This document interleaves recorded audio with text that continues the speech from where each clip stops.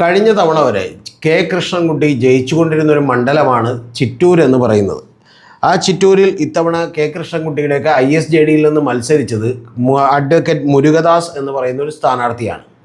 അവിടെ നേരത്തെ കോൺഗ്രസിൻ്റെ MLA ആയിരുന്ന അദ്ദേഹത്തിൻ്റെ അച്യുതൻ എന്ന് പറയുന്ന ആളുടെ മകനായിട്ടുള്ള സുമേഷ് അച്യുതനാണ് അവിടെ കോൺഗ്രസ് സ്ഥാനാർത്ഥിയായി നിന്നിട്ടുള്ളത്. അപ്പോൾ ഈ ISJD എന്ന് പറയുന്ന ഒരു പാർട്ടി തന്നെ രൂപീകരിക്കാൻ കാരണം ജനതാദൾ എസ് ആയിരുന്നു അവർ. അതിൻ്റെ കർണാടക ഘടകം BJPയുമായി ചേർന്നതുകൊണ്ടാണ് ഇവിടെ ഒരു പുതിയ പാർട്ടി കൃഷ്ണൻകുട്ടിയും അതുപോലെ തന്നെ മാത്യു ടി തോമസും ഒക്കെ കൂടി രൂപീകരിക്കാനിടയായത്. അവരുടെ സ്ഥാനാർത്ഥിയായിട്ടാണ് ഈ പറയുന്ന മുരുകദാസ് അവിടെ മത്സരിച്ചത്. അതേസമയം സുമേഷ് അച്യുതൻ കോൺഗ്രസിൻ്റെയും ഒക്കെ തന്നെ മത്സരിച്ചത്. കൂടാതെ പ്രാണേഷ് എന്ന് പറയുന്ന വരുൺ എന്ന് പറയുന്ന ഒരു സ്ഥാനാർത്ഥിയാണ് BJPയുടെയും മത്സരിച്ചത്. അവിടെ പ്രത്യേകമായിട്ടുള്ള ചില സംഭവവികാസങ്ങൾ നടന്നു. പക്ഷേ നമ്മുടെ മാധ്യമങ്ങളൊന്നും അത് നിങ്ങളോട് റിപ്പോർട്ട് ചെയ്യുന്നില്ല എന്നുള്ളത് ഞാൻ ആദ്യമേ തന്നെ പറഞ്ഞോട്ടെ. MB നികേഷ് കുമാർ ഇതിനെക്കുറിച്ചൊരു വീഡിയോ ഇട്ടിട്ടുണ്ട്. ഞാൻ ആദ്യം ഇതിനെക്കുറിച്ചൊരു വീഡിയോ എടുക്കണമെന്ന് വിചാരിച്ചിരുന്നതാണ്. പക്ഷെ അപ്പോഴാണ് MB നികേഷ് കുമാർ ഫേസ്ബുക്കിൽ ഇതിനെക്കുറിച്ചൊരു വീഡിയോ ഇട്ടത്. അപ്പോൾ പിന്നെ ഒരാൾ പറഞ്ഞല്ലോ, ഇനി ഞാൻ പറയേണ്ടതില്ലല്ലോ എന്ന് വിചാരിച്ച് ഞാൻ 2-3 ദിവസം വിട്ട് കളഞ്ഞതാണ്. പക്ഷേ പിന്നീട് എനിക്ക് തോന്നി അത് ഇനിയിപ്പോൾ അറിയാൻ പാടില്ലാത്ത കുറേ ആളുകളെങ്കിലും ഉണ്ടാവും. കാരണം അത് അത്ര വലിയ റീച്ചിലേക്കൊന്നും എത്തിയിട്ടില്ല. അപ്പോൾ അങ്ങനെ എത്തിയിട്ടില്ലെങ്കിൽ പ്രിയപ്പെട്ട പ്രേക്ഷകർ അത് അറിയേണ്ടതാണ്. ഏറ്റവും പ്രധാനപ്പെട്ട വിഷയം ഈ സംഭവം നടന്നു എന്നുള്ളതല്ല, മാധ്യമങ്ങൾ ഇതിൻ്റെ പുറത്ത് എന്തുകൊണ്ടാണ് ഇത്ര മഹാമൗനം പാലിക്കുന്നത് എന്നുള്ളതാണ് എൻ്റെ ചോദ്യം.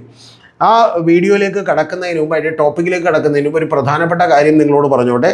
നമ്മുടെ ചാനൽ ഇതുപോലെ മാധ്യമങ്ങൾ ഒളിച്ചു വെക്കുന്ന, മാധ്യമങ്ങൾ പറയാൻ മടിക്കുന്ന, ബയസ്ഡായി മാധ്യമങ്ങൾ തരികിട കാണിക്കുന്ന വാർത്തകളടക്കം പുറത്ത് പറയണം എന്നെനിക്ക് ആഗ്രഹമുണ്ട്. അതിന് ഈ ചാനൽ നിലനിൽക്കണമെന്ന് എനിക്ക് ആഗ്രഹമുണ്ട്. അങ്ങനെ നിലനിൽക്കാനായിട്ട് നിങ്ങളുടെ ഒരു സപ്പോർട്ട് എനിക്ക് വളരെ ആവശ്യമാണ്. മറ്റൊരു സപ്പോർട്ടും നമ്മൾ സ്വീകരിക്കാറില്ല എന്നുള്ളത് നിങ്ങളോട് പറഞ്ഞോട്ടെ. അപ്പോൾ ഈ സപ്പോർട്ട് വളരെ ആവശ്യമായതുകൊണ്ട് നിങ്ങൾക്ക് മെമ്പർഷിപ്പ് എടുത്തുകൊണ്ട് നമ്മുടെ ചാനലിനെ സപ്പോർട്ട് ചെയ്യാം. അതിൽ ലെവൽ 1-ൽ 179 രൂപയാണ്. അത് ചെറിയ എമൗണ്ട് ആണെന്ന് അറിയാം. ലെവൽ 2-ൽ 359 രൂപയാണ്. ലെവൽ 3-ൽ 799 രൂപയാണ്. അത് മന്ത്ലി ഉള്ളൊരു മെമ്പർഷിപ്പാണ്. അപ്പോൾ അത് എടുത്തുകൊണ്ട് സബ്സ്ക്രിപ്ഷൻ ബട്ടൻ്റെ റൈറ്റ് സൈഡിൽ ജോയിൻ എന്ന് പറയുന്ന ബട്ടൺ പ്രസ് ചെയ്തുകൊണ്ട് നിങ്ങൾക്ക് മെമ്പർഷിപ്പ് എടുക്കാവുന്നതാണ്. ഇനി ആ മെമ്പർഷിപ്പ് എടുത്തുകൊണ്ട് നിങ്ങൾക്ക് പ്രത്യേകമായി വലിയ ബെനിഫിറ്റുകളൊന്നും കിട്ടണമെന്നില്ല. നിങ്ങൾക്ക് വേണ്ടി മാത്രമായിട്ടുള്ള വീഡിയോകളൊന്നും ഉണ്ടാകണമെന്നില്ല. ഏതാനും ചില വീഡിയോകൾ കുറച്ചുകൂടി നേരത്തെ കാണാം എന്നുള്ളത് മാത്രമേ ഉള്ളൂ.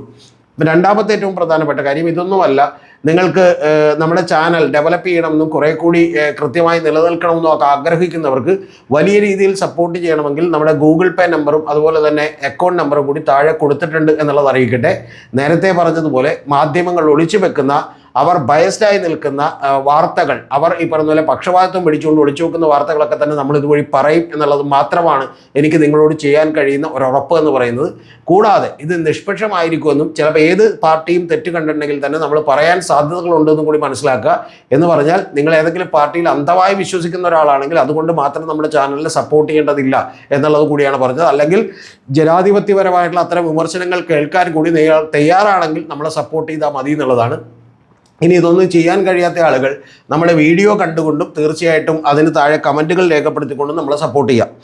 ഞാൻ പറഞ്ഞു വന്നത് ചിറ്റൂരിലെ ഒരു ഞെട്ടിക്കുന്ന അട്ടിമറിയെക്കുറിച്ചാണ്, അവിടുത്തെ കോൺഗ്രസിൻ്റെ വിജയത്തെക്കുറിച്ചാണ്. ആ വിജയത്തിൻ്റെ മഹാമൗനം നമ്മുടെ മാധ്യമങ്ങൾ പാലിക്കുന്നതിനെക്കുറിച്ചാണ്. അവിടെ ഈ കഴിഞ്ഞ തെരഞ്ഞെടുപ്പിൽ ജയിച്ചിട്ടുള്ളത് അഡ്വക്കേറ്റ് മുരുകദാസ് പരാജയപ്പെടുകയും, LDFൻ്റെ സ്ഥാനാർത്ഥിയായിട്ടുള്ള അഡ്വക്കേറ്റ് മുരുകദാസ് പരാജയപ്പെടുകയും സുമേഷ് അച്യുതൻ എന്ന് പറയുന്ന നേരത്തെ അവിടെ MLA ആയിരുന്ന അച്യുതൻ്റെ മകൻ, അദ്ദേഹം 6510 വോട്ടുകൾക്ക് ജയിക്കുകയും ചെയ്തു എന്നുള്ളത് ഈ ഒരു യാഥാർത്ഥ്യമാണ്.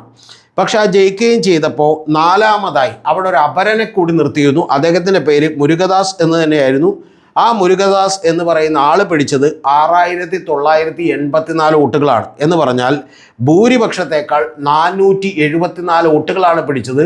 കേരളത്തിൻ്റെ ചരിത്രത്തിൽ ഒരപരൻ പിടിക്കുന്ന ഏറ്റവും വലിയ വോട്ടുകളാണ് അതെന്ന് കൂടി നമ്മൾ അറിയണം. അപ്പോൾ ഇത്രമാത്രം ഞെട്ടിക്കുന്ന ഒരു അട്ടിമറി ഒരു തെരഞ്ഞെടുപ്പിൽ ഒരു നിയമസഭാ മണ്ഡലത്തിൽ ഉണ്ടായിട്ടും നമ്മുടെ മാധ്യമങ്ങൾ എന്തുകൊണ്ടാണ് അത് റിപ്പോർട്ട് ചെയ്യാത്തത് എന്നുള്ളത് ഒരു വലിയ ചോദ്യമാണ്. ഇത് പറയുമ്പോൾ തന്നെ ഞാൻ പറഞ്ഞോട്ടെ, നേരത്തെ VM സുധീറിനെതിരെ ആലപ്പുഴയിൽ ഇതുപോലെ അപരനെ നിർത്തി അദ്ദേഹത്തെ പരാജയപ്പെടുത്തിയിട്ടുണ്ട്. പലപ്പോഴും ഇത്തരത്തിലുള്ള അപരന്മാരെ നിർത്തുന്ന പരിപാടിയൊക്കെ തന്നെ CPM അടക്കമുള്ള ആളുകളൊക്കെ തന്നെ കാണിച്ചിട്ടുണ്ട് എന്നുള്ളതിലൊന്നും നമുക്ക് ഒരു എതിരഭിപ്രായമില്ല. പക്ഷെ അന്നൊക്കെ തന്നെ മാധ്യമങ്ങളൊക്കെ തന്നെ അതിനെതിരെ ഉറഞ്ഞു തുള്ളുകയും ഇത് ജനാധിപത്യത്തെ അട്ടിമറിക്കുകയാണ് എന്ന് പറയുന്ന വലിയ വാചകങ്ങൾ എഴുതി പിടിപ്പിക്കുകയൊക്കെ ചെയ്തിരുന്നു, മനോരമ അടക്കം നിരവധി ആളുകളൊക്കെ തന്നെ. പക്ഷെ ഇതിൻ്റെ കാര്യത്തിൽ ഇത് LDFന് അനുകൂലമാകുന്ന ഒരു വാർത്തയും ഇത് കോൺഗ്രസ് ചെയ്തിട്ടുള്ള ഒരു അഭ്യാസവുമാകുമ്പോൾ, ഒരു തട്ടിപ്പുമാകുമ്പോൾ അതിനെതിരെ മൗനം പാലിക്കുന്നത് എന്താണ് എന്നുള്ളതാണ് എനിക്ക് ചോദിക്കാനുള്ളത്. ഇനി ഇതെങ്ങനെ സംഭവിച്ചു എന്നുള്ളത് കൂടി നമ്മളെ ഞെട്ടിക്കുന്നൊരു കാര്യമാണ്. അതിൻ്റെ പ്രധാനപ്പെട്ട കാര്യം, നാലാമതായി എത്തിയിട്ടുള്ള മുരുകദാസിന് കൊടുത്തിട്ടുള്ള ചിഹ്നം എന്ന് പറയുന്നത് ഈ അഡ്വക്കേറ്റ് വി മുരുകദാസ് എന്ന് പറയുന്ന LDFൻ്റെ സ്ഥാനാർത്ഥിയായിട്ടുള്ള അദ്ദേഹം ഏറ്റവും അഖിലേന്ത്യാ പാർട്ടിക്കും അതുപോലെ തന്നെ രജിസ്റ്റേർഡ് ആയിട്ടുള്ള വലിയ പാർട്ടികൾക്കുമാണ് ആദ്യമേ തന്നെ ഈ വോട്ടിംഗ് മെഷീനിൽ ഇടം പിടിക്കുക. അപ്പോൾ അങ്ങനെ ഏറ്റവും ആദ്യത്തേത് പ്രാണേഷും അതുപോലെ BJPയുടെ പ്രാണേഷിന് ഏറ്റവും ആദ്യത്തെ ലിസ്റ്റിൽ വന്നു.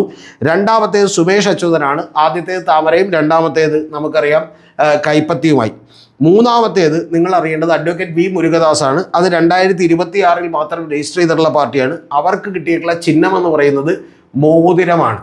ഈ മോതിരം എന്ന് പറയുമ്പോൾ ഇപ്പോൾ എനിക്ക് നിങ്ങളെ കാണിക്കാൻ വഴിയില്ല. ആ മോതിരത്തിൻ്റെ ഒരു ചിഹ്നമാണ് കിട്ടിയിട്ടുള്ളത്. ആ മോതിരം മൂന്നാമതായി കിട്ടുന്നു. നാലാമതായി അവിടുത്തെ മുരുകദാസ് എന്ന് പറയുന്ന അപരനായിട്ടുള്ള സ്ഥാനാർത്ഥിക്ക് കൂടി കിട്ടുന്നു. ആ അപരനായിട്ടുള്ള സ്ഥാനാർത്ഥിക്ക് കൊടുത്തത് നെക്ലേസ് ആണ്. ആ നെക്ലേസ് എന്ന് പറഞ്ഞിട്ടുണ്ടെങ്കിൽ നിങ്ങൾ അറിയേണ്ടത് ഈ മോതിരവും നെക്ലേസുമായി കണ്ടിട്ടുണ്ടെങ്കിൽ, നിങ്ങൾ അതിൻ്റെ വീഡിയോ ഒക്കെ എടുത്തു നോക്കിയിട്ടുണ്ടെങ്കിൽ കാണാം, മോതിരവും നെക്ലേസുമായി കണ്ടിട്ടുണ്ടെങ്കിൽ യാതൊരുവിധ വ്യത്യാസവും തോന്നില്ല, ഏതാണ്ട് രണ്ടും ഒരുപോലെ തന്നെ തോന്നും എന്നുള്ളതാണ്. അപ്പോൾ ഇങ്ങനെയുള്ള 4 ചിഹ്നങ്ങളാണ് കറക്റ്റായി കിട്ടിയത്. അപ്പോൾ ഏതൊരാൾക്കും തന്നെ, ഒരു സാധാരണ ആൾക്കും തന്നെ മോതിരത്തിൽ കുത്തണമെന്നറിയുന്ന ആൾ നെക്ലേസും, കാരണം രണ്ടും മുരുകദാസാണ്, രണ്ടും ചിഹ്നവും കണ്ടാൽ വ്യത്യാസം തോന്നില്ല. ഇലക്ഷൻ കമ്മീഷൻ കാണിച്ച അങ്ങേയറ്റത്തെ നെറികേടാണ്. പിന്നെ പറഞ്ഞിട്ട് കാര്യമില്ലല്ലോ, നമ്മുടെ ഇവിടെ രാജ്യത്തെ ഇലക്ഷൻ കമ്മീഷനൊക്കെ ഇങ്ങനെയൊക്കെ പെരുമാറുള്ളൂ. അപ്പോൾ അതുകൊണ്ട് എന്ത് ചെയ്തു, ഈ പറയുന്ന രണ്ടും ഒരേ ചിഹ്നം പോലെ തോന്നും. അതുകൊണ്ട് തന്നെയാണ് ഇദ്ദേഹത്തിന് 6984 വോട്ടുകൾ കിട്ടിയത് എന്നുള്ളത് മറന്നു പോരുത് ഈ മുരുകദാസിന്. ഇനി ഇത് കൂടാതെ ഏറ്റവും പ്രധാനപ്പെട്ട കാര്യമെന്ന് പറയുന്നത്, ഇതിൽ ഉള്ള ഏറ്റവും വലിയ തെറ്റെന്ന് പറയുന്നത്, അവിടെയുള്ള കോൺഗ്രസ് പ്രവർത്തകർ ഇത്തരത്തിലുള്ളൊരു സൗകര്യം മനസ്സിലാക്കിക്കൊണ്ട് അവർ നമ്മുടെ ചിഹ്നം എന്ന് പറഞ്ഞുകൊണ്ടുള്ള ഒരു ചിഹ്നം അടിച്ച് ഇറക്കുകയും അതിൽ ഈ പറയുന്ന നെക്ലേസ് എന്ന് പറയുന്ന സാധനം തന്നെ അടിക്കുകയും മുരുകദാസ് പ്രചരണമൊന്നും നടത്തിയില്ലെങ്കിലും ഇവർ അത്തരത്തിൽ നമ്മുടെ ചിഹ്നം എന്ന് പറയുന്ന ഈ നെക്ലേസ് എന്ത് ചെയ്യുകയും ചെയ്തു, അവിടെ വ്യാപകമായി പ്രചരിപ്പിക്കുകയും ചെയ്തു. എന്ന് പറഞ്ഞാൽ ഇടതുപക്ഷ അനുകൂലികളുടെ വോട്ടുകൾ ഈ പറയുന്ന മുരുകദാസിലേക്ക് മോതിരവും നെക്ലേസും തമ്മിൽ തിരിച്ചറിയാൻ പാടില്ലാത്തതുകൊണ്ട് അങ്ങോട്ട് പോകണം എന്നിവർ മുൻകൂട്ടി തീരുമാനിക്കുകയും അങ്ങനെ ഇവർ കൃത്യമായി അതിലേക്ക് വോട്ടുകൾ ഉറപ്പുവരുത്തുകയും ചെയ്തതിൻ്റെ ഭാഗമായിട്ടാണ് ഒരു കാരണവശാലും കോൺഗ്രസിന് കിട്ടാൻ സാധ്യതയില്ലാത്ത വോട്ടുകൾ, ആ വോട്ടുകളിൽ ഇടതുപക്ഷത്തിൻ്റെ 1954 വരുന്ന വോട്ടുകൾ കൃത്യമായിട്ട് ഈ പറയുന്ന അപരനായിട്ടുള്ള മുരുകദാസിലേക്ക് പോയത് എന്നുള്ളത് ഏറ്റവും പ്രധാനപ്പെട്ട ഒരു കാര്യമാണ്.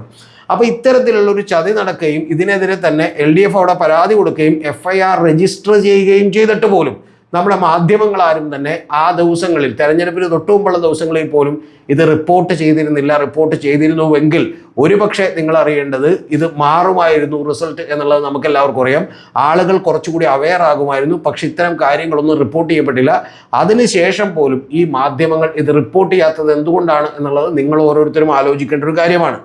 ഇതുകൊണ്ട് ഇപ്പോൾ ഇടതുപക്ഷം നാളെ അധികാരത്തിലേക്ക് എത്തുമെന്നോ അല്ലെങ്കിൽ ഇടതുപക്ഷത്തിന് വലിയ നേട്ടമുണ്ടാകുമെന്നൊന്നുമില്ല. പക്ഷെ പ്രധാനപ്പെട്ടൊരു കാര്യം, അഡ്വക്കേറ്റ് മുരുകദാസ് എന്ന് പറയുന്ന കൃഷ്ണൻകുട്ടിയുടെയും മാത്യു ടി തോമസിൻ്റെയൊക്കെ പാർട്ടിയിൽ ഒരാൾക്കും ഒരു സ്ഥാനാർത്ഥിക്കും നീതി കിട്ടേണ്ടതല്ലേ എന്നുള്ളതാണ് എൻ്റെ ചോദ്യം. ആ നീതി കിട്ടാതെ പോയി യഥാർത്ഥത്തിൽ ഈ പറയുന്ന ആ പാർട്ടിക്ക് എന്നുള്ളത് ഏറ്റവും പ്രധാനപ്പെട്ടൊരു കാര്യമാണ്. ഇനി ഇതിൽ അടുത്ത ഘട്ടം എന്താണ് എന്നുള്ളത് കൂടി എൻ്റെ പ്രിയപ്പെട്ട പ്രേക്ഷകർ അറിയേണ്ടത്. ഇതുകൊണ്ട് സംഭവിക്കുന്ന നഷ്ടമെന്ന് പറയുന്നത്, കേരള നിയമസഭയിലേക്ക് മുരുകദാസിന് 5 കൊല്ലം MLA ആകാൻ പറ്റിയില്ല എന്നുള്ളത് മാത്രമല്ല, അതിനേക്കാൾ വലിയ നഷ്ടം ഇടതുപക്ഷത്തിന് സംഭവിക്കുന്നു. അതിൻ്റെ പ്രധാനപ്പെട്ട കാര്യം എന്താണെന്ന് ചോദിച്ചാൽ, ഇടതുപക്ഷത്തിന് രാജ്യസഭയിലേക്ക് ഒരു അംഗത്തെ ജയിപ്പിക്കണമെങ്കിൽ നമ്മുടെ നിയമസഭയുടെ ഈ പറഞ്ഞ പ്രാതിനിധ്യ സ്വഭാവ പ്രകാരം 36 സീറ്റുകൾ വേണം. യഥാർത്ഥത്തിൽ ഈ 36 നിയമസഭാ സീറ്റുകളില്ല. ഇപ്പോൾ LDFൻ്റെ കയ്യിൽ 35 നിയമസഭാ സീറ്റുകളേ ഉള്ളൂ. 2027 ഏപ്രിലിൽ തന്നെ 3 പേർ രാജ്യസഭയിൽ നിന്ന് വിട്ടുപോരുന്നുണ്ട്. അവരുടെ ടൈം കഴിഞ്ഞിട്ട് അവർ വിട്ടുപോരുന്നുണ്ട്. അപ്പോൾ അതിൽ ഒരാളെ പോലും ജയിപ്പിക്കാൻ ഇടതുപക്ഷത്തിന് കഴിയാത്തതിൻ്റെ കാരണം ഇതുപോലെ ഒരു സീറ്റിൻ്റെ കുറവുള്ളത് കൊണ്ടാണ്. ഈ 2027 ഏപ്രിൽ ഇങ്ങനെ 3 പേർ വിട്ടുപോകുന്നതെന്ന് മാത്രമല്ല, 2028 3 MP-മാർ ഇതുപോലെ തന്നെ രാജ്യസഭയിൽ നിന്ന് അവരുടെ ടൈം കാലാവധി കഴിഞ്ഞ് റിട്ടയർ ചെയ്യുന്നുണ്ട്. അവർക്കും ഒരു കാരണവശാലും തന്നെ അവർക്ക് പകരം അതിൽ ഒരാളെ പോലും ജയിപ്പിക്കാനായിട്ട് ഇടതുപക്ഷത്തിന് കഴിയില്ല എന്നുള്ളതാണ് ഏറ്റവും പ്രധാനപ്പെട്ട കാര്യം. ഇനി ഇതും കൂടി കഴിഞ്ഞിട്ടുണ്ടെങ്കിൽ ഈ നിയമസഭയുടെ കാലാവധി തീരുക എപ്പോഴാണെന്ന് നമുക്കറിയാം, 2031-ലാണ്.